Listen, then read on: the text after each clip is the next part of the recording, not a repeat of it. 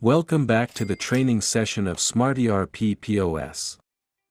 We shall continue towards our next chapter, which is changing the language in the system of SmartERP POS. In this chapter, we shall cover in detail how to change from one language to another. To change language, tap on the top left icon bar on your dashboard. Then find the Change Language option, and upon tapping it you will have an option of the available languages to choose from. Once selected, tap on Done at the bottom right of the screen.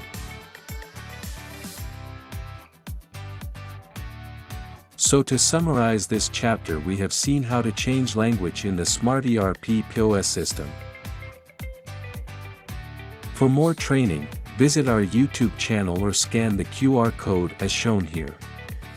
Thank you for watching and good luck.